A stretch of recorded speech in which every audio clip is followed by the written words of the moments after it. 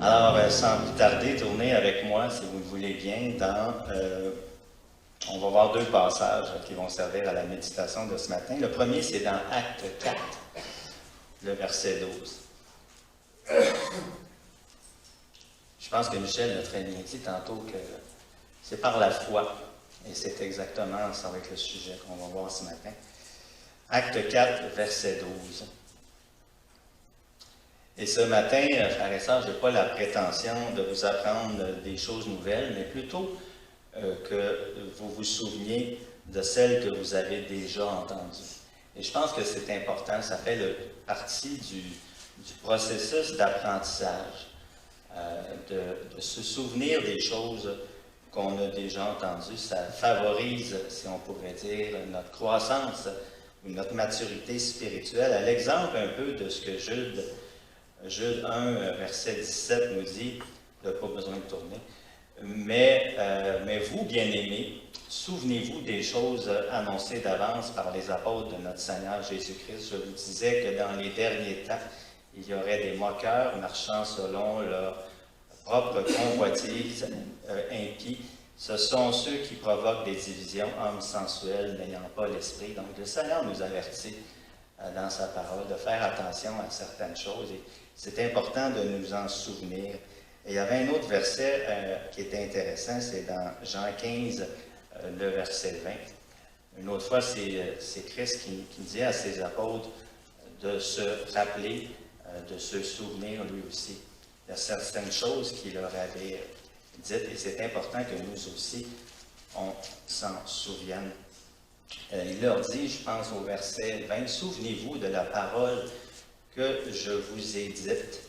Le serviteur n'est pas plus grand que son maître. S'ils m'ont persécuté, ils vous persécuteront aussi. » Et c'était important dans ce contexte-là que le Seigneur rappelle à ses disciples, à ses apôtres, cette chose-là. Et je pense que c'est la même chose pour chacun d'entre nous. On a besoin de se rappeler de ces choses-là lorsqu'on apporte l'Évangile autour de nous. Donc, dans Acte 4, verset 12, tout le monde est là. Il est écrit, il n'y a de salut en aucun autre, car il n'y a sous le ciel aucun autre nom qui ait été donné parmi les hommes, par lequel nous devions être sauvés.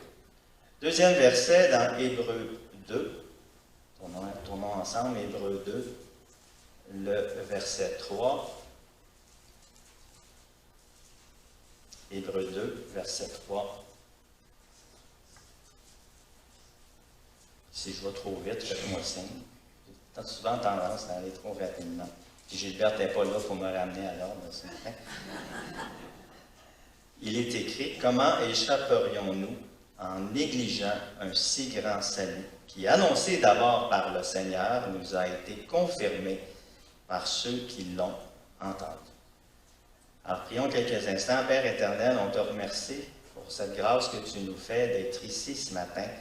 Et Seigneur, donne-nous le désir de toujours mieux te connaître, Seigneur, au travers de ta parole que tu nous as donnée. Seigneur, également, que notre foi puisse faire de grands progrès, comme Paul le voulait pour les gens autour de lui. Et Seigneur, que nous puissions également transmettre efficacement ton évangile à tous ceux et celles qui n'ont pas fait encore ce choix, qui n'ont pas peut-être encore réalisé l'urgence de la situation de recevoir Christ dans leur cœur. Puisses-tu, Seigneur, encore une fois, comme on l'a demandé déjà, ouvre-nous les oreilles, Seigneur, afin qu'on puisse bien entendre ce que tu veux nous communiquer ce matin. Et tout cela, Seigneur, on te le demande dans le beau et merveilleux nom de Jésus, ton Fils. Amen. Alors, le titre du message que j'ai donné ce matin, c'est « La foi en Christ, un incontournable ». Un incontournable. Et vous allez comprendre un peu ce que je veux dire par là tantôt lorsque je vais donner quelques définitions. Donc, s'il y a quelque chose, frères et sœurs, qu'on remarque fréquemment lorsqu'on discute avec des gens qui sont autour de nous, que ce soit au travail, que ce soit à l'école, que ce soit dans les lieux où nous habitons tous, également dans nos familles, c'est qu'ils ou qu'elles n'ont pas pris encore la position en faveur de Christ ou de l'accepter comme leur sauveur personnel. Et les raisons qui peuvent expliquer ça, il y en a plusieurs, j'en ai indiqué quelques-unes. Tout simplement le refus de croire en Christ. Elles ignorent tout de Jésus, parce qu'on voit qu'aujourd'hui, on ne parle plus de Christ. On n'en parle plus non seulement sur la rue, mais non plus dans nos écoles. Les personnes également peuvent être attachées plus aux choses de la terre qu'aux choses d'en haut.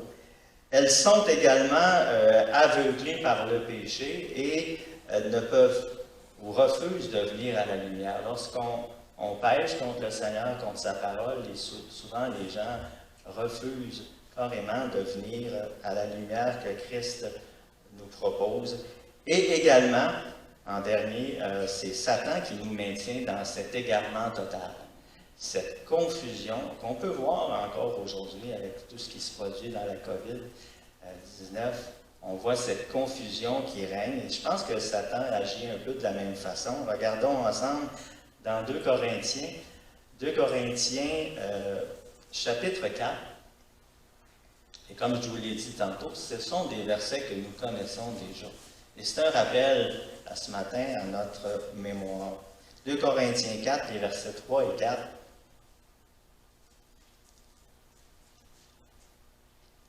Où il est écrit, « Si notre évangile est encore voilé », donc si l'évangile est voilé présentement, c'est parce que les gens n'ont pas encore accepté Christ dans leur vie. C'est lorsqu'on se convertit au Seigneur que le voile est enlevé. Il est écrit ensuite, « Il est voilé pour ceux qui périssent, pour les incrédules, dont le Dieu de ce siècle, nous savons qui c'est, a aveuglé l'intelligence afin qu'ils ne vissent pas briller la splendeur de l'Évangile de la gloire de Christ qui est à l'image de Dieu. » Afin que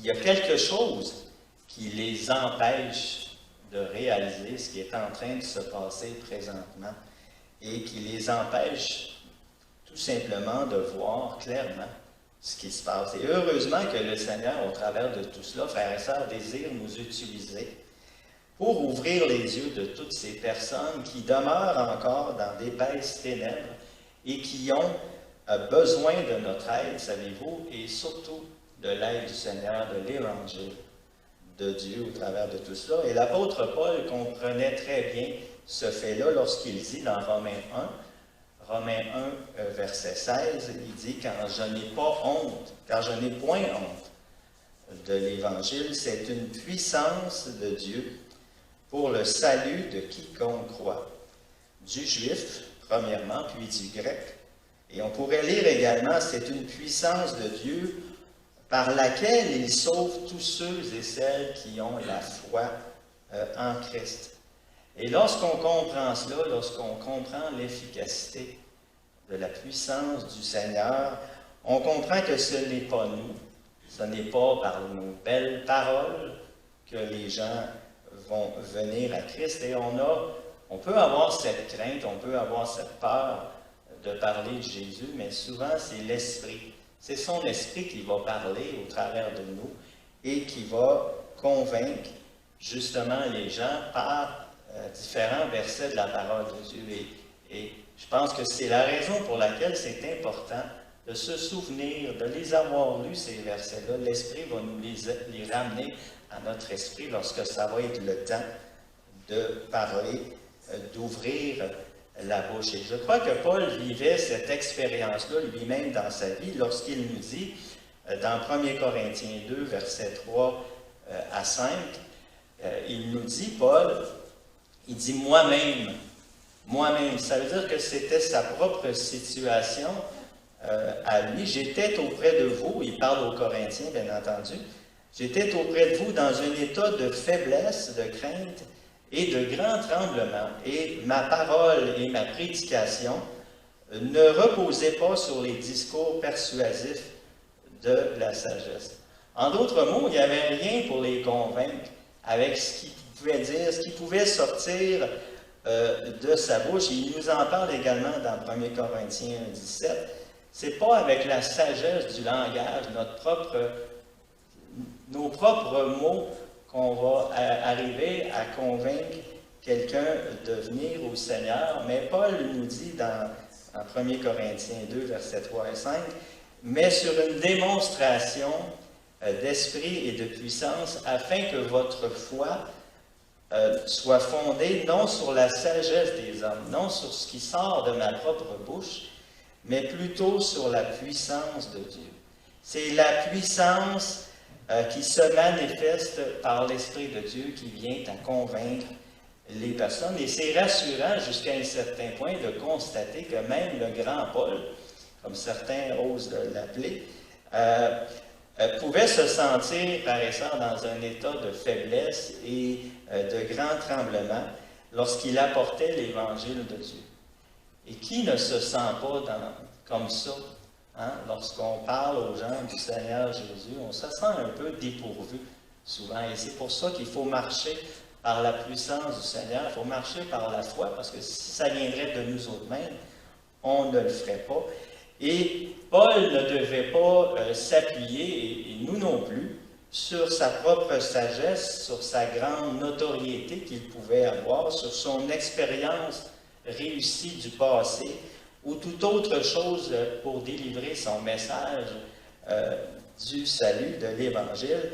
Et je crois que c'est ce qui pousse le serviteur de Dieu qui veut apporter cette parole à demeurer humble au travers de ce travail qui nous est demandé de faire.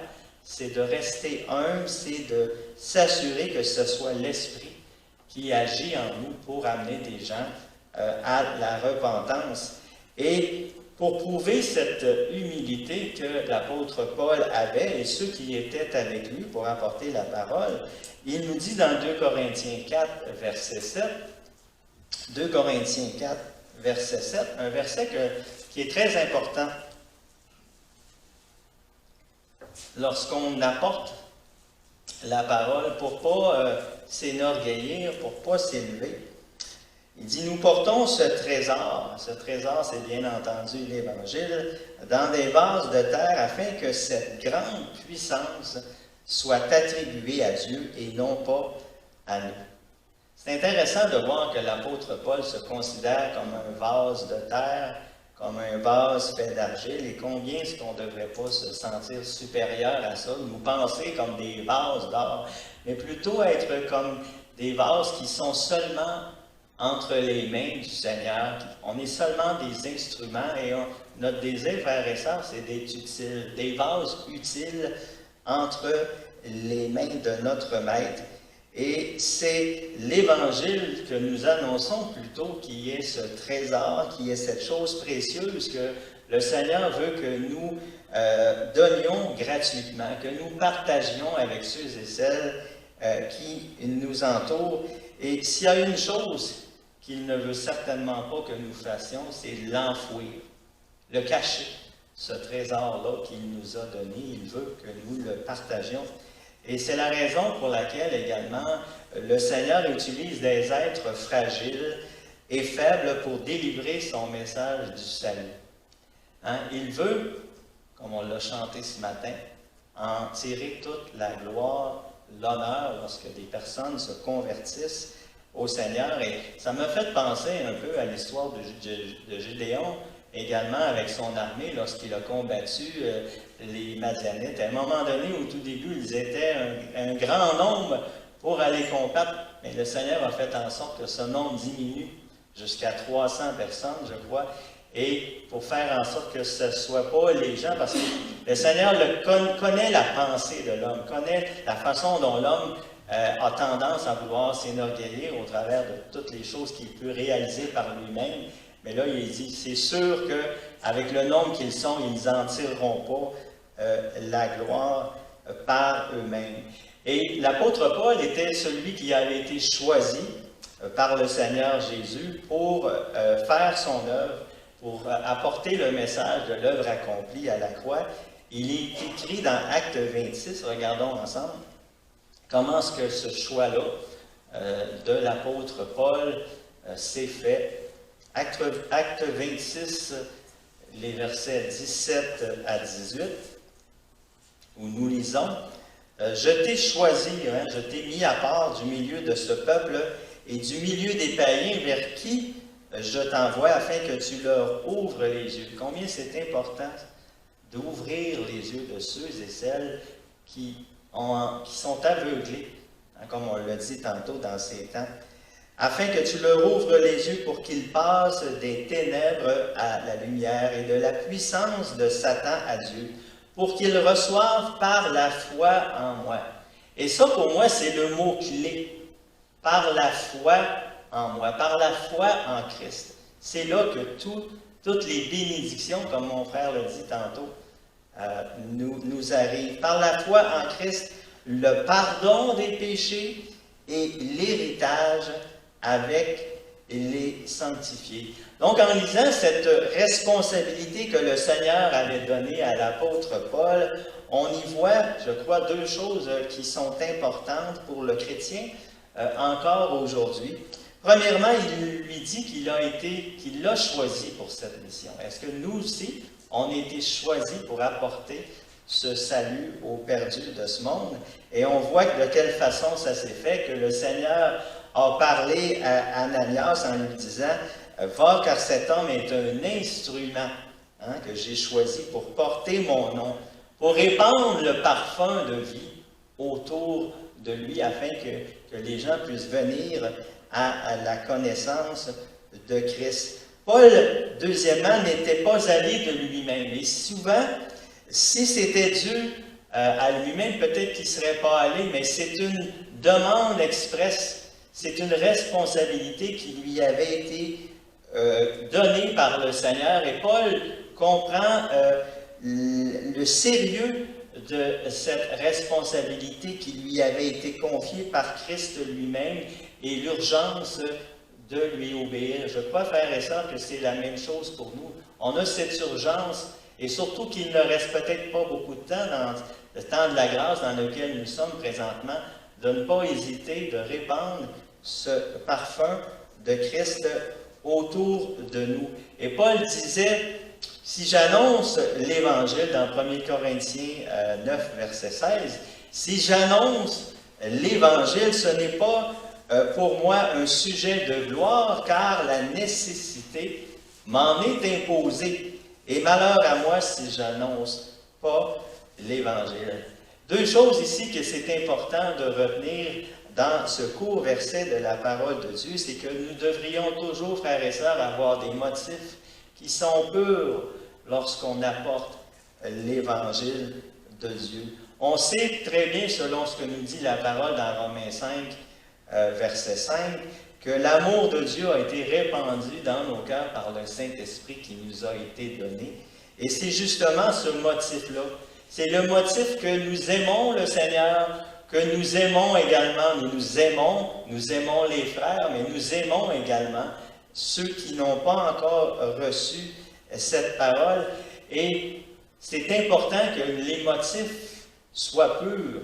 L'apôtre Paul voyait que chez certains, ce motif n'était pas pur. Il nous dit dans Philippiens, il nous donne un bel exemple. Dans Philippiens 1, regardons ensemble les versets 15 à 17, de ceux qui n'avaient pas peut-être ce motif pur pour prêcher Christ. Il nous dit entre autres, quelques-uns, il est vrai, prêchent Christ par envie et par esprit de dispute. On voit ici deux choses, l'orgueil et la jalousie qui peuvent dominer une personne qui, même dans sa volonté d'apporter la parole, de prêcher Christ, peut pécher contre le Seigneur. Et je pense que c'est une mise en garde, frères et sœurs, pour chacun d'entre nous, d'avoir toujours des motifs qui sont purs.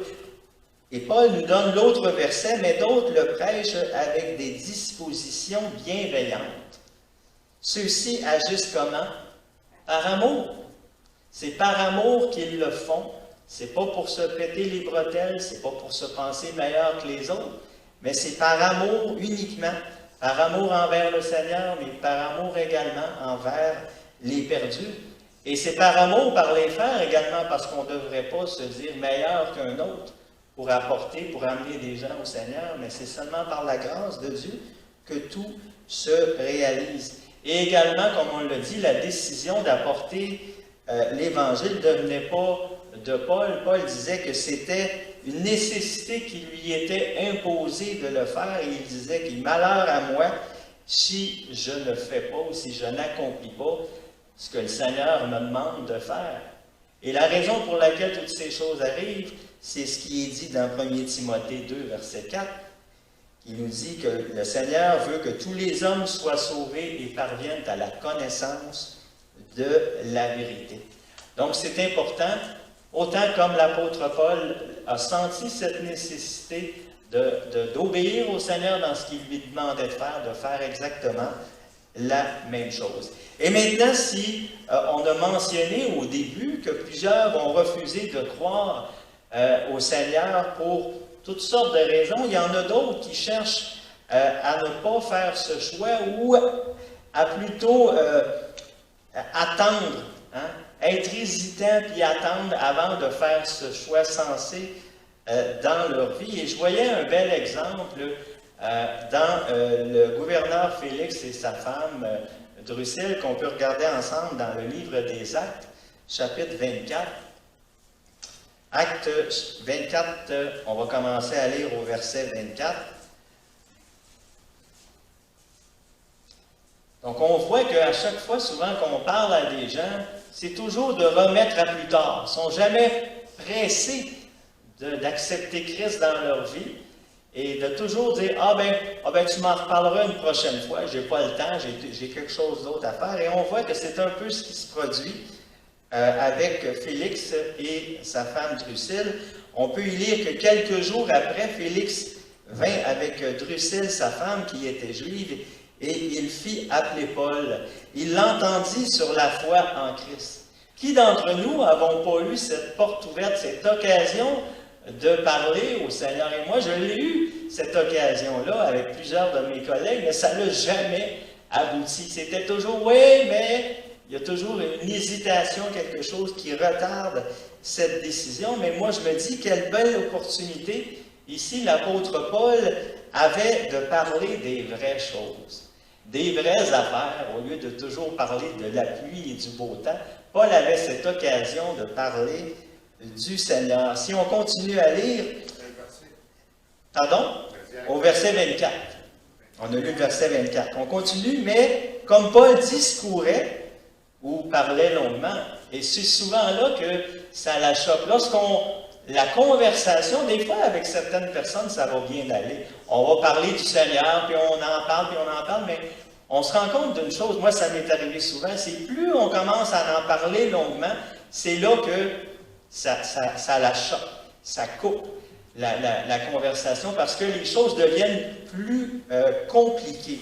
L'apôtre Paul, nous dit la parole, discourait sur la justice, sur la tempérance, qui est la maîtrise de soi, et sur le jugement à venir. Et la parole nous dit que Félix, effrayé, dit « Pour le moment, retire-toi quand j'en trouverai l'occasion, je te rappellerai. » Et moi, quand je lis ça sur la tempérance ou sur la maîtrise de soi, moi je pense sincèrement que c'est aussi sur ce point-là. Peut-être que le gouverneur faisait toutes sortes de choses qui ne convenaient pas dans sa vie. Peut-être qu'il y avait des problèmes d'ivrognerie, de manger. Il y avait peut-être des orgies qui se produisaient régulièrement. Donc le Seigneur, un peu au travers de Paul, lui rappelait ces choses, essayait peut-être de le ramener à l'ordre sur ces choses qui ne convenaient pas dans sa vie. Et je me dis que certainement que pas l'apôtre, mais Félix n'est pas le seul à qui le jugement effraie. Hein? Lorsqu'on parle du jugement du Seigneur à venir, là, ça fait en sorte que souvent les discussions achoppent et on n'est pas capable de continuer nos discussions, surtout si une personne continue de vivre dans le péché, de vouloir réaliser toutes ces convoitises charnelles qui sont présentes dans sa propre vie. Et on sait très bien, frères et sœurs, que l'homme aime faire ce qu'il veut. Hein? Il n'y a pas à sortir de là. L'homme aime faire ses propres choix. Et Félix demande donc à Paul d'arrêter cette discussion qu'il a avec lui sur le Seigneur et de se retirer.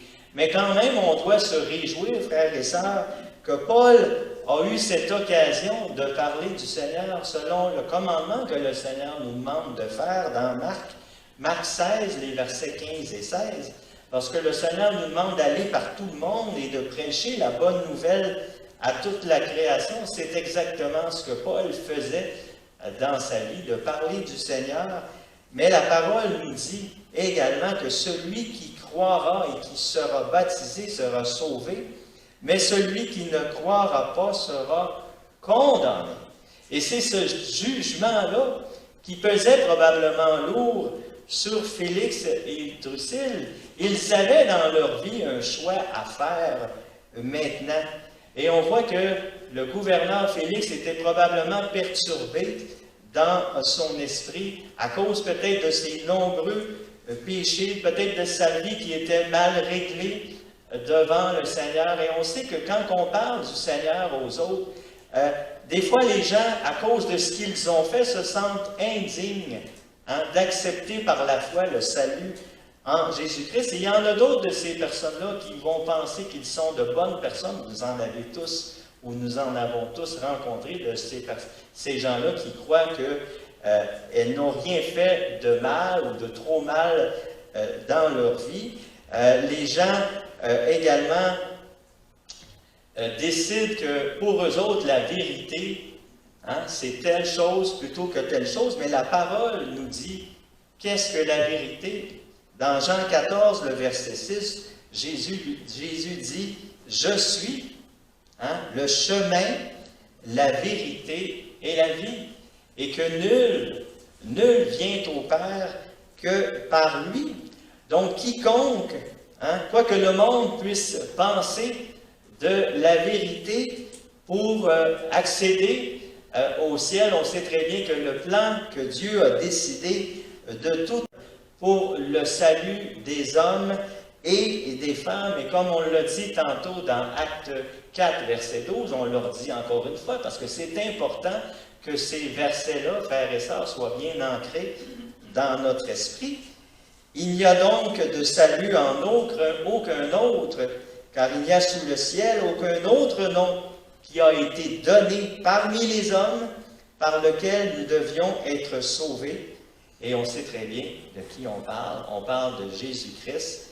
Mais j'ai cherché dans le dictionnaire ce mot incontournable. Qu'est-ce que ça peut vouloir dire? Parce que j'avais ça continuellement à l'esprit, que la foi en Christ est un incontournable. Et j'ai trouvé deux sens intéressants à cela. Le premier sens, c'est quelque chose qui ne peut être évité et dont il faut tenir compte. C'est quelque chose qui ne peut être évité et dont on doit tenir compte. Et ça me rappelait l'histoire de Balaam lorsqu'il était sur son ânesse. Vous vous rappelez de cette histoire-là? À un moment donné, ce qui est arrivé, c'est que l'ange de l'Éternel s'est placé à un endroit pour faire en sorte que l'ange sur lequel était Balaam devait passer pour cet endroit-là. Et il s'est fait tasser. On a vu que l'ange, à un moment donné, ça nous est raconté dans Nombre 22, les versets 24 à 27. Donc, dans un premier temps, on a vu que l'ânesse s'est tassée. Puis là, Balaam a été coincé sur le bord du mur. Mais là, il a donné un coup de bâton à son âme pour en faire en sorte qu'elle puisse se redresser de son chemin. Mais la parole nous dit que l'ange de l'Éternel passa plus loin et se plaça dans un lieu où il n'y avait point d'espace. Il n'y avait plus de place. Il n'y avait plus d'espace pour se détourner ni à droite ni à gauche. Et l'ânesse vit l'ange de l'Éternel et elle s'abattit sous Balaam. Il n'y avait plus de place. Donc c'était un incontournable. Il y avait une décision qui devait être prise. Et il n'y a rien qui s'est fait parce que l'ânesse est tout simplement tombée sous le poids de Balaam. Mais le salut en Christ, c'est un peu de la même façon. C'est une chose à laquelle toute personne devra répondre à un moment ou à un autre dans sa vie, au même titre que l'ânesse ne pouvait plus passer ni à droite ni à gauche. Et ça m'a fait penser à un livre que je lisais dernièrement où les gens dans leur ville, peut-être que certains d'entre vous l'avaient déjà lu, les gens recevaient une invitation Donc, chaque personne dans un quartier recevait une invitation par la poste. Et les gens, ce qu'ils faisaient, bien, aujourd'hui, les gens sont tellement occupés qu'ils reçoivent quelque chose, ils ne le regardent même pas, ils le jettent à la poubelle. Hein? On en connaît tous des gens comme ça qui, non, le mettent à la poubelle. Mais cette invitation qui avait été lancée, c'était écrit dessus « Une bonne nouvelle pour vous ». C'était une bonne nouvelle qui leur était annoncée sur cette invitation qui leur avait été envoyée. Et l'invitation indiquait qu'une place leur avait été réservée à un endroit qu'on appelle Paradiland. C'est intéressant, hein? Et cet endroit s'appelait Paradiland et que le départ était imminent. Donc, il fallait absolument pour ces personnes-là de faire un choix. Un choix sensé, un choix rapide. Ça disait également que de venir tel que vous êtes, que tout était gratuit, mais il ne restait plus qu'à accepter l'invitation que ces personnes-là recevaient. C'était tellement beau que la majorité des personnes rejetaient l'invitation. Et je crois que c'est un peu la même chose aujourd'hui, avec l'invitation que nous recevons ou que les gens reçoivent du Seigneur à un moment ou à un autre dans leur vie. Et nous savons tous que cette invitation, nous la retrouvons, frères et sœurs, dans la parole de Dieu. On va la lire ensemble dans Acte 17. Acte 17, les versets 30 et 31.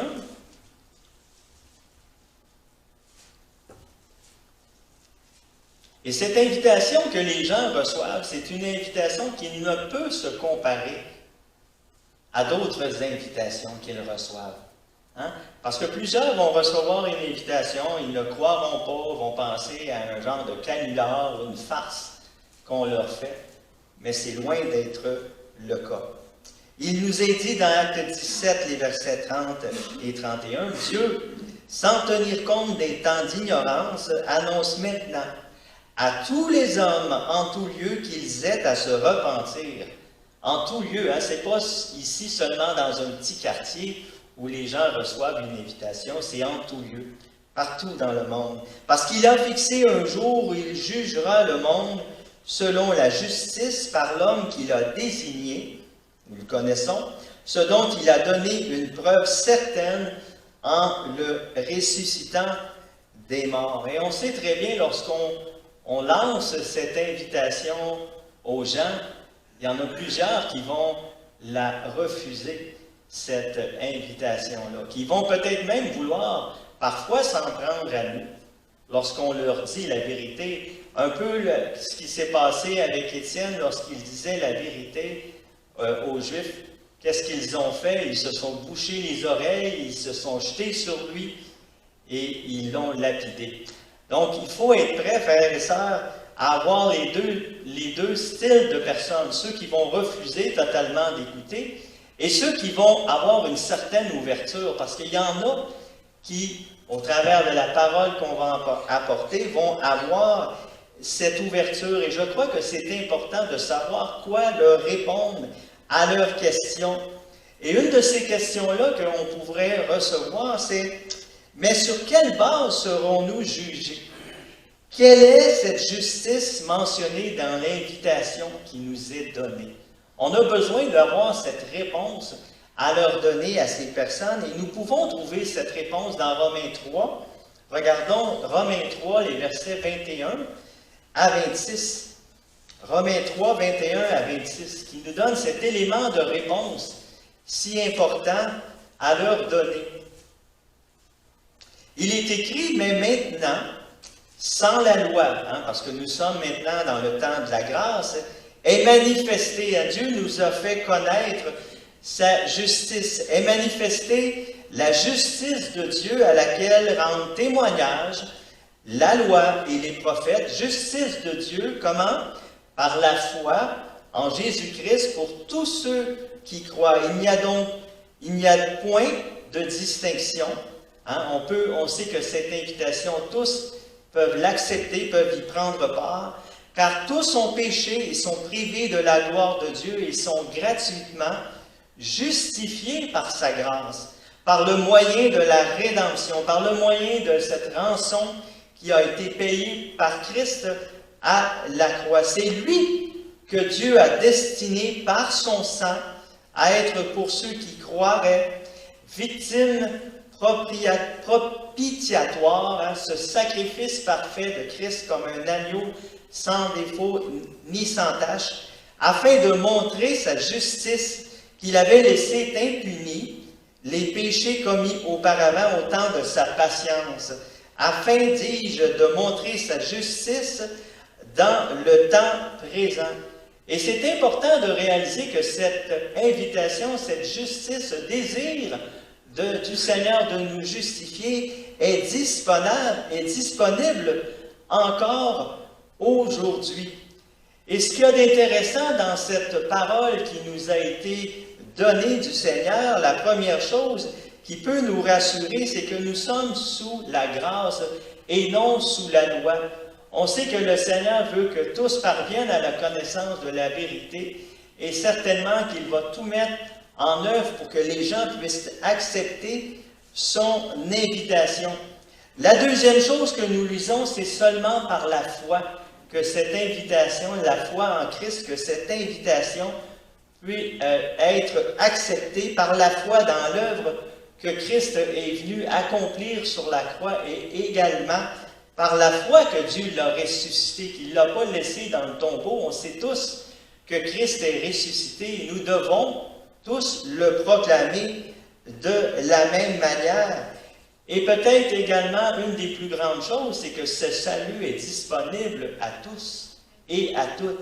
C'est ça qui fait notre joie, malgré que les gens peuvent penser qu'ils sont indignes de ce salut, cette invitation à venir à Christ, à Dieu, à se repentir, est toujours disponible aujourd'hui. Et je crois que l'apôtre Paul l'avait bien compris, ce désir du Seigneur que l'invitation soit proclamée à chacun qu'il rencontrera. Il nous dit dans Acte 20, regardons Acte 20, les versets 20 à 21, où il nous parle justement de comment il a fonctionné, comment il a agi pour apporter cet évangile de la grâce de Dieu à ceux qu'il rencontrait.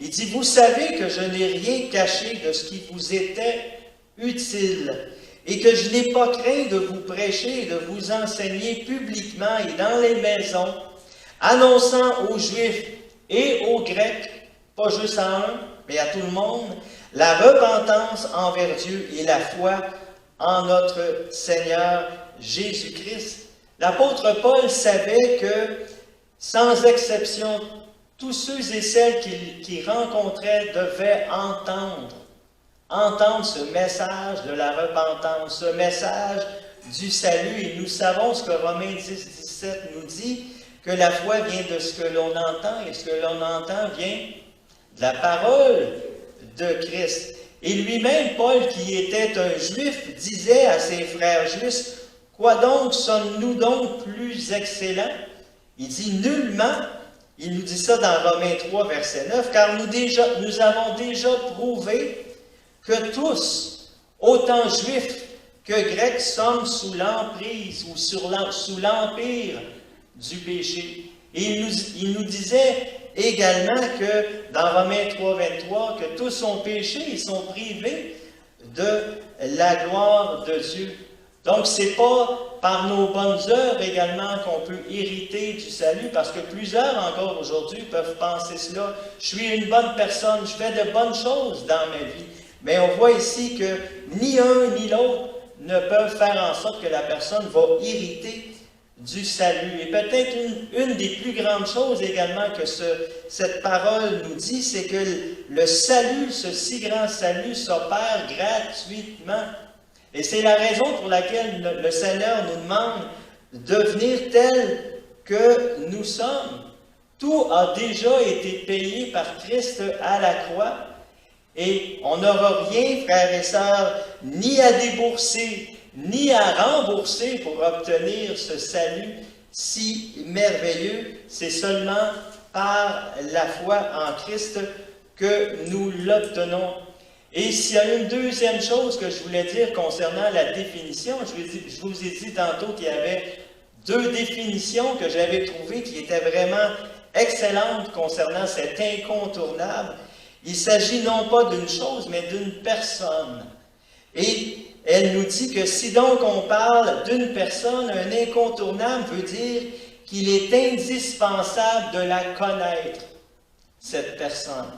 C'est indispensable de la connaître lorsqu'on parle d'une personne incontournable. Et c'est peut-être cette deuxième définition que j'aime peut-être le plus, parce qu'elle nous rappelle ce que la parole nous dit dans Jean 17, verset 3. « Or, la vie éternelle, c'est qu'ils te connaissent, toi, le seul vrai Dieu, et celui que tu as envoyé, Jésus-Christ. » Et on sait très bien qu'il est possible encore pour toutes ces personnes à qui nous parlons de négliger ce si grand salut, de ne pas vouloir autant reconnaître le plan que Dieu a préparé de toute éternité, mais également de vouloir connaître celui qui a permis l'exécution de ce plan de salut en mourant sur la croix afin que nos péchés soient pardonnés. L'apôtre Pierre nous dit également quelque chose d'intéressant qui nous parle de comment ce si grand salut, qu'est-ce qu'il peut nous apporter. 1 Pierre 1,9 nous dit « Parce que vous obtiendrez le salut de vos âmes, comment? Pour le prix, seulement le prix de votre foi. » Et c'est seulement ça que ça coûte, le prix de notre foi. Et je pense que c'est quelque chose qu'on oublie souvent de dire lorsqu'on parle aux gens. Tout ce que le Seigneur vous demande, c'est que vous croyez. Et c'est souvent là qu'on oublie de mentionner, parce que pour la personne, regardez tout ce que j'ai à faire, j'ai à donner pour obtenir. Non, tu n'as rien d'autre à faire. Tu viens tel que tu es et tu acceptes ce salut que le Seigneur te propose. Et lorsqu'on y pense sérieusement, c'est peut-être là que se joue la vraie bataille. La valeur que Dieu accorde à notre âme et la valeur que nous-mêmes, l'être humain, accorde à son âme. On sait qu'avec tout ce qu'on voit aujourd'hui, non seulement au niveau du suicide assisté, au niveau de l'avortement, on voit que l'être humain ne considère pas la valeur de son âme. Mais pour le Seigneur aime les êtres humains et il veut le démontrer. Il l'a démontré lorsqu'il a envoyé son Fils mourir, son propre Fils mourir sur la croix.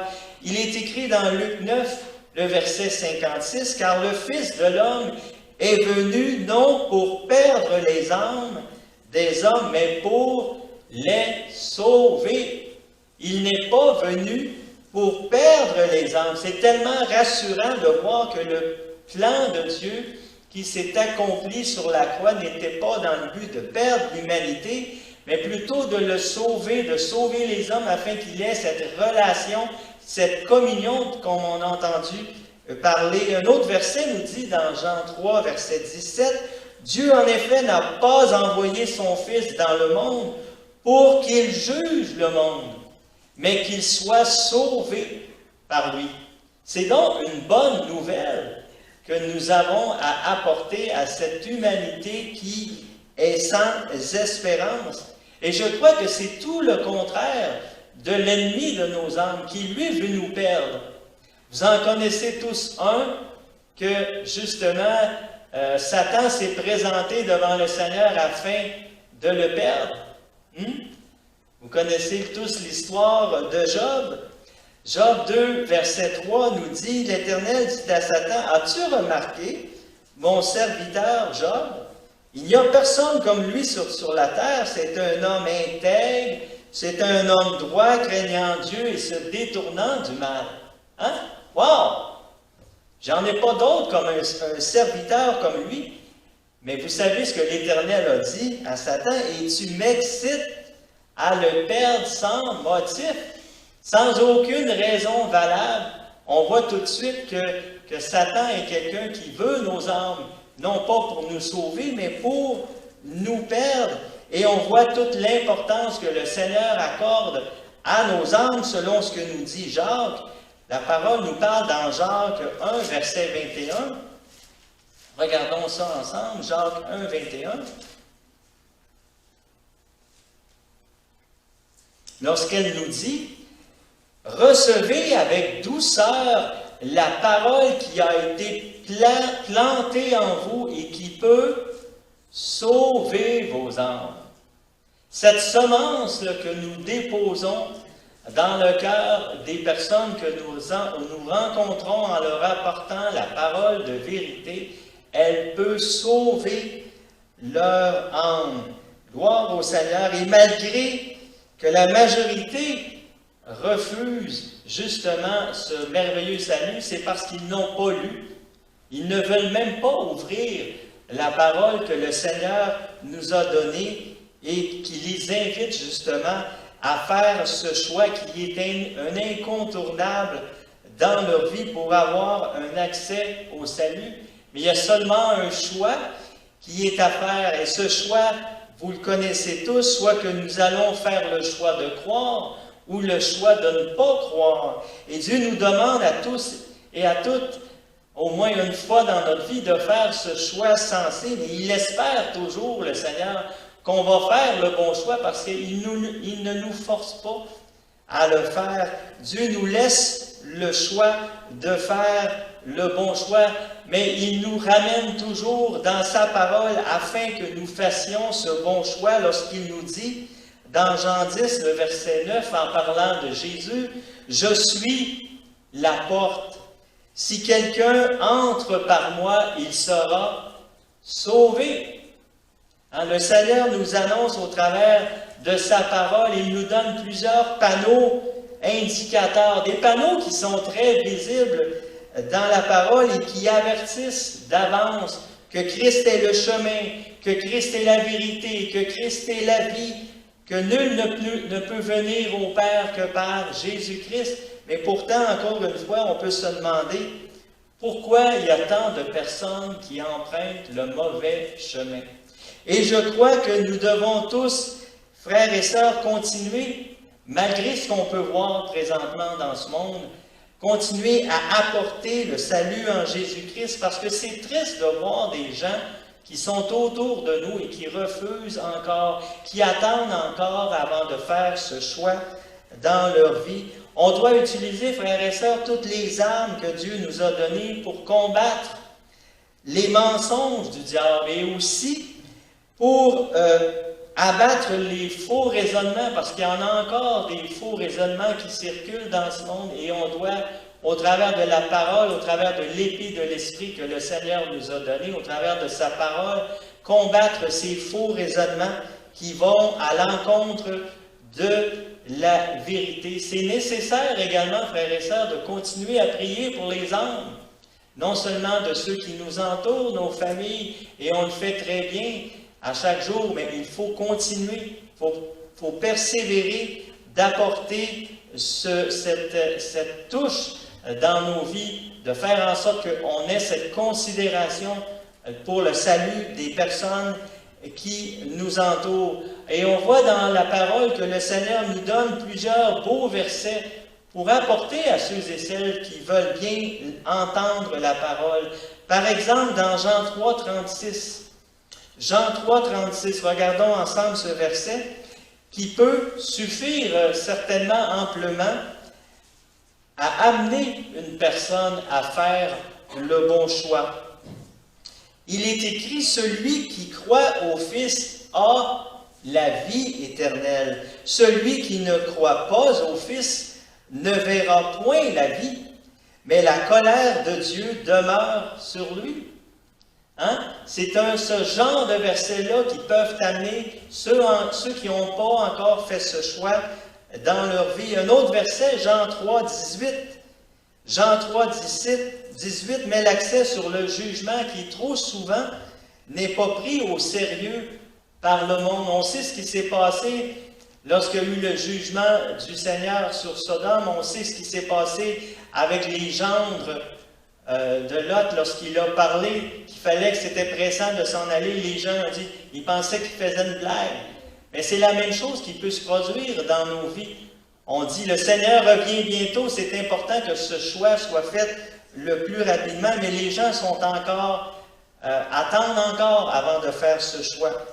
La parole nous dit dans Jean 3, 18, « Celui qui croit en lui n'est point jugé, mais celui qui ne croit pas est déjà jugé parce qu'il n'a pas cru au nom du Fils unique de Dieu. » Et on voit très bien que ces deux versets mettent en évidence de croire en Christ, non seulement pour avoir la vie éternelle, mais également pour être justifié devant Dieu. Et frères et sœurs, il ne faut pas se relâcher d'apporter l'Évangile aux perdus. Et comme Paul nous dit très bien dans Romains 10, 14, « Et comment croiront-ils en celui dont ils n'ont pas entendu parler? » Et si on se tait, comment est-ce que les gens autour de nous vont faire ce choix?